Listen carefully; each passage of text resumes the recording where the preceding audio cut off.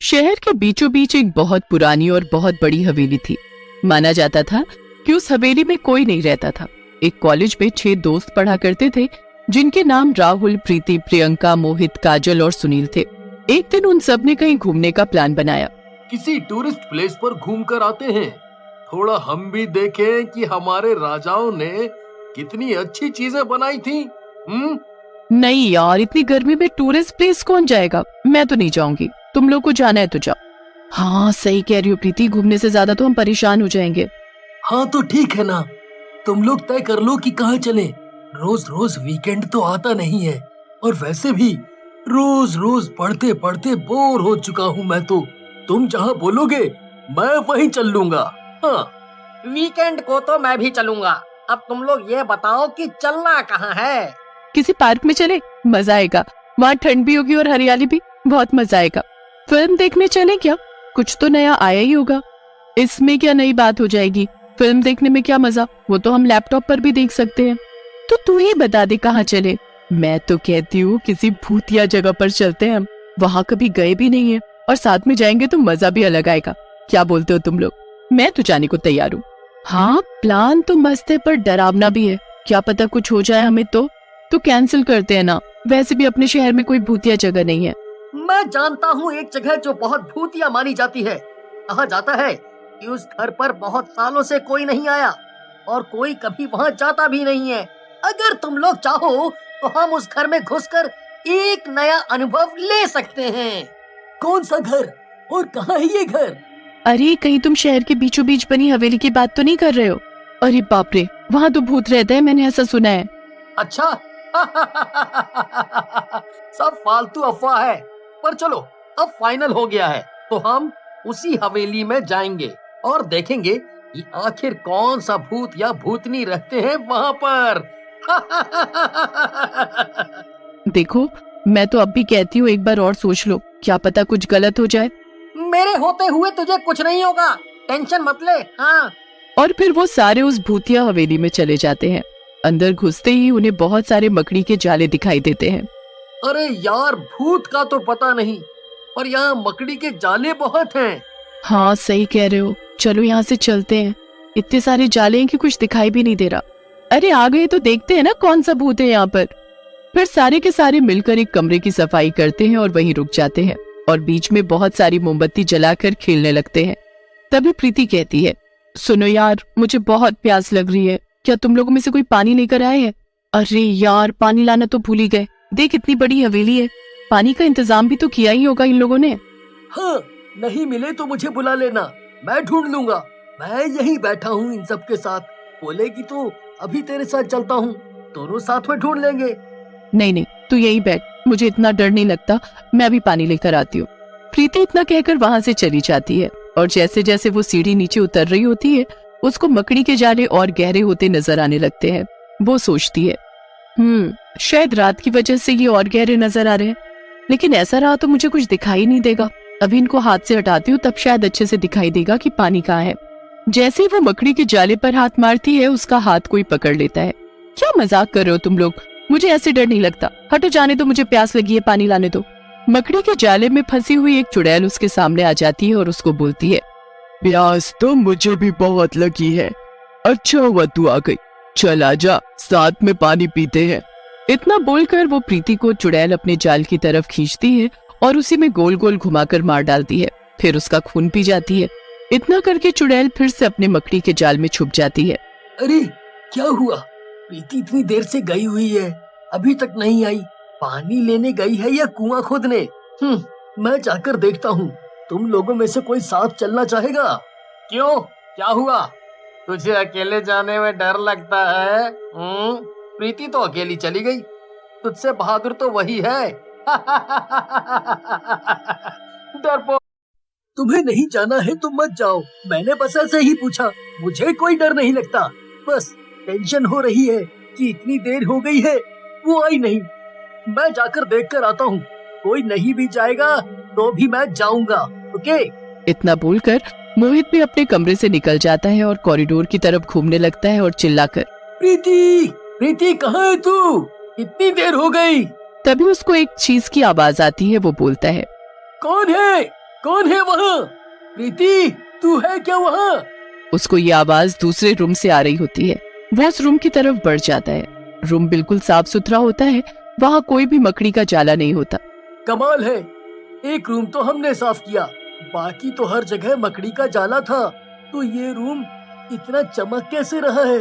यहाँ पर सच में कोई रहता है? शायद यही प्रीति को मिला होगा, जाकर देखता हूँ।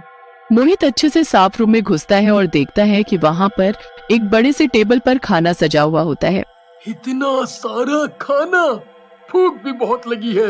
ये बोलता हुआ वो एक कुर्सी पर बैठ जाता है। जैसे ही वो कुर्सी पर बैठता है, उसके गले में एक मकड़ी का जाला आकर फंस जाता है और वो चिल्लाने लगता है। धीरे धीरे मकड़ी का जाला उसके पूरे शरीर पर लिपट जाता है। तभी वहाँ चुड़ैल जाले के बीच से निकलती है और बोलती है, कोई नहीं बचा पाएगा तुझे, यहाँ मेरा राज चलता है। मैं यहाँ आने वाले लोगों को मकड़ी के जाल में फंसाकर मार डालती हूँ और उन्हें खा जाती हूँ। इतना बोलकर चुड़ैल मोहित को मार डालती है, लेकिन उसके चीखने की आवाज बाकी के 4 दोस्तों तक पहुंच जाती है। वो घबराकर बाहर आते हैं। ये तो मोहित की आवाज थी, चलो देखते हैं क्या हुआ। मैंने कहा था ना कि कुछ गलत हो सकता है, तुम लोगों को हर चीज में मस्ती सूझती है। अब देखो मोहित और प्रीति पता नहीं कहाँ चले गए। ऊपर से मोहित के चीखने की आवाज आ रही है। तू हर बात पर इतना डर क्यों जाती है? क्या पता मोहित हमें डराने की कोशिश कर रहा हो। हाँ, क्या पता वे दोनों हमें डराने की कोशिश कर रहे हो। मिलकर प्लान किया हो दोनों ने, कुछ भी हो सकता है। देखते हैं जाकर।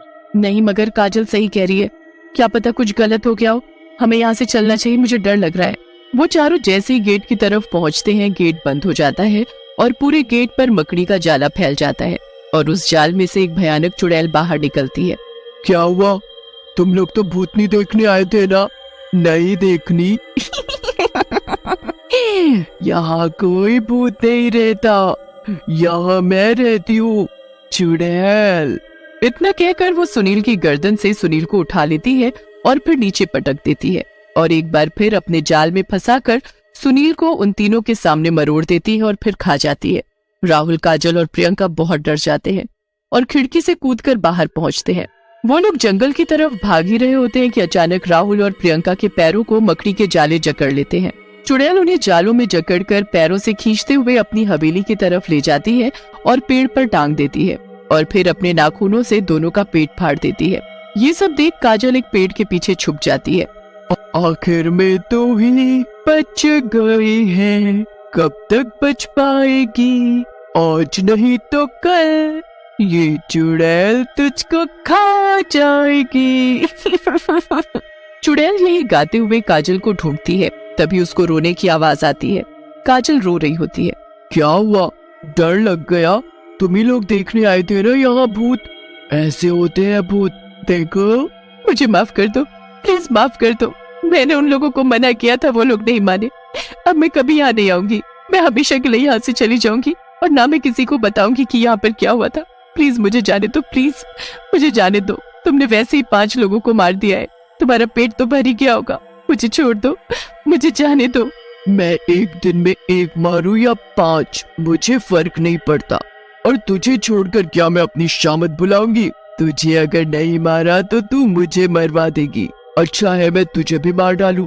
क्या पता फिर ऐसे ही तेरी तरह कभी कोई और ग्रुप आएगा भूतिया हवेली घूमने।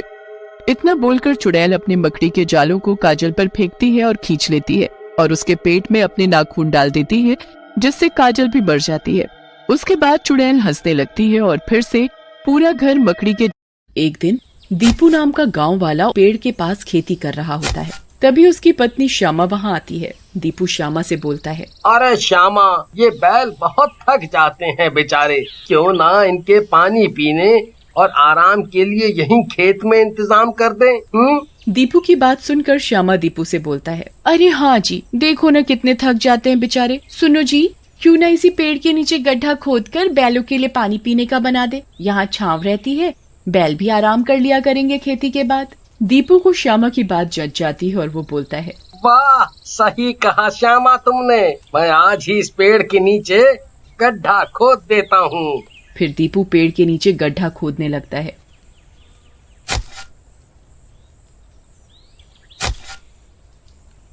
कुछ देर खोदने के बाद श्यामा को गड्ढे में कुछ चमकता हुआ दिखाई देता है। दीपू हैरानी से देखता है और श्यामा से बोलता है, अरे श्यामा, देखो गड्ढे में मुझे कुछ चमकता हुआ दिखाई दिया। दीपू की बात सुनकर श्यामा को लालच आ जाता है और वो दीपू से बोलती है, अरे ढंग से खोदना जी, मैंने सुना है कई बार खेतों में से खजाना भी मिल जाता है। एक बार खजाना मिल गया तो मैं तो सेठानी बन जाऊंगी। मजा आ जाएगा जिंदगी जीने का। श्यामा की बात सुनकर दीपू भी हंसते हुए दोबारा गड्ढा खोदने लगता है। तभी उसकी कुदाल गड्ढे में पड़े आईने से टकराती है और आईने के फ्रेम का ऊपरी भाग एक कोने से टूट जाता है। दीपू झुककर आईने को उठाता है और श्यामा से बोलता है,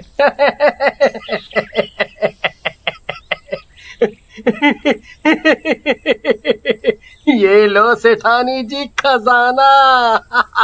लालची औरत, ये तो एक आईना है, आईना। दीपू की बात सुनकर श्यामा को गुस्सा आ जाता है और वो बोलती है, ओह हो, जैसे सारे पैसे मिलते तो मैं ही डकार जाती। खुद भी लार टपकाते हुए घूमते मेरे आगे पीछे, अब आईना निकला है तो मुंह बना रहे हो। वाह, वैसे कितना सुंदर आईना है ये तो। हाँ श्यामा, है तो बहुत सुंदर, लेकिन कुदाल से लगकर इसके बाहरी फ्रेम का कोना टूट गया। कोई बात नहीं, कितना सुंदर है ये, लगता है जैसे किसी रानी का हो। चलो इसे ले चलते हैं और साफ करके अपने घर में लगाएंगे, मजा आ जाएगा। फिर दीपू और श्यामा वो आईना लेकर घर आ जाते हैं। श्यामा आईने को अच्छे से साफ करके घर में टांग देती है और नहाने चली जाती है। थोड़ी देर बाद जब श्यामा नहाकर वापस आती है, वाह कितना खूबसूरत आईना मिला, चलो आज उसमें ही देखकर तैयार होती हूँ।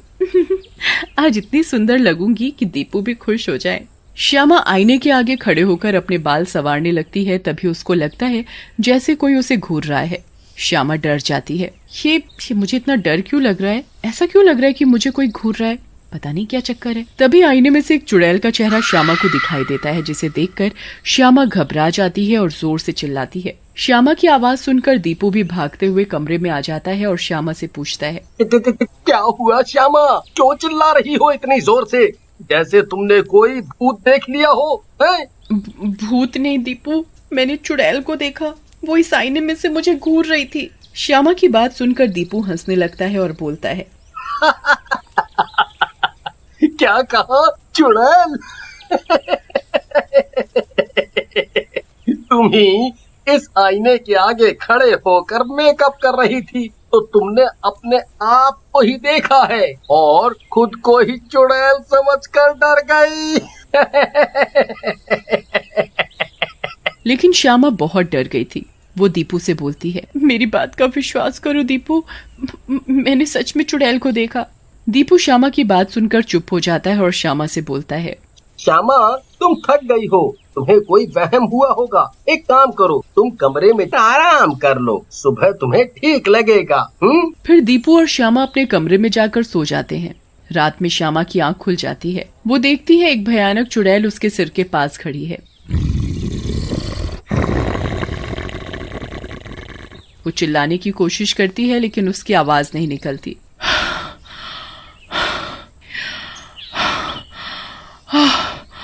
चुड़ैल हंसते हुए श्यामा से बोलती है,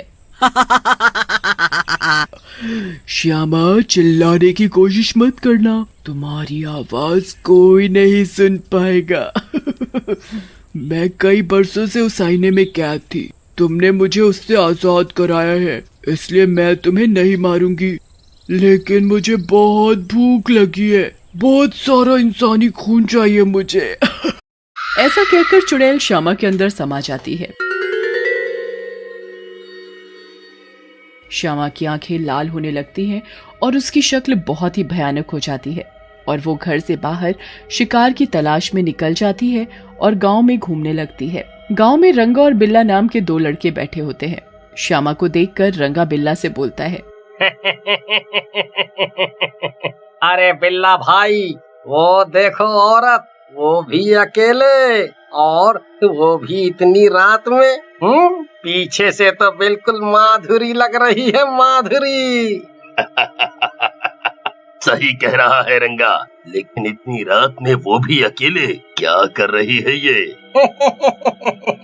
तुम सवाल बहुत पूछते हो। अरे अकेली है तभी तो हम दोनों मंचलों का मौका है, हैं? ऐसा कहकर रंगा और बिल्ला श्यामा की तरफ बढ़ते हैं और उसे आवाज लगाते हैं। हाय हाय हाय हाय हाय। अरे ओ, तेरा ध्यान किधर है? तेरा हीरो इधर है। अजी, मैंने कहा सुनती हो? उनकी बात सुनकर श्यामा पलटती है और उन दोनों को पकड़ लेती है। मेरा ध्यान तुम दोनों जोकरों पर ही था, क्योंकि मुझे तुम दोनों को खाना है। ऐसा कहकर श्यामा उन दोनों को मार डालती है और घर में जाकर सो जाती है। अगले दिन गांव वालों को रंगा और बिल्ला की लाशें मिलती हैं। गांव वाले आपस में बातें करने लगते हैं। अरे ये रंगा और बिल्ला हैं, लेकिन इनको किसने मारा?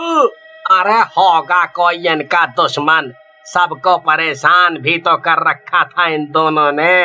अच्छा हुआ मर गए मनहूस। चलो अब इनका अंतिम संस्कार कर दें। फिर गांव वाले मिलकर उन दोनों का अंतिम संस्कार कर देते हैं। इसके बाद हर रात चुड़ैल आईने से बाहर आती और श्यामा के शरीर के अंदर प्रवेश कर जाती और गांव के लोगों को मार देती। एक दिन शंभू, जो कि दीपू का दोस्त होता है, वो श्यामा को चुड़ैल के रूप में उसके घर से बाहर निकलते हुए देख लेता है और अगली सुबह दीपू को बताता है। उसकी बात सुनकर दीपू बोलता है, अरे शंभू, भांग खाए हो क्या? क्या बोल रहे हो? तुम्हें पता है वो तुम्हारी भाभी है और तुम उसे ही चुड़ैल बता रहे हो? हाँ दीपू भैया, हम सही कह रहे हैं। हमने अपनी आँखों से देखा है। अगर वो भाभी न होती तो हम तुम्हें नहीं, गांव वालों को ये बात पहले बताते, फिर जो होता सो होता। हाँ। फिर दीपू शंभू को ये बात किसी से ना कहने के लिए बोलकर घर चला जाता है और रात में सोने का नाटक करने लगता है। रात होते ही श्यामा अपने बिस्तर से उठती है और चुड़ैल बनकर अपने शिकार की तलाश में निकलती है। ये सब देखकर दीपू हैरान रह जाता है। अरे बाप रे, ये शंभू का बच्चा सही कह रहा था। श्यामा तो सच में चुड़ैल बन गई है। अब क्या करूं? गांव वाले तो इसकी जान ले लेंगे। अगली सुबह दीपू सीधा शंभू के पास जाता है और बोलता है,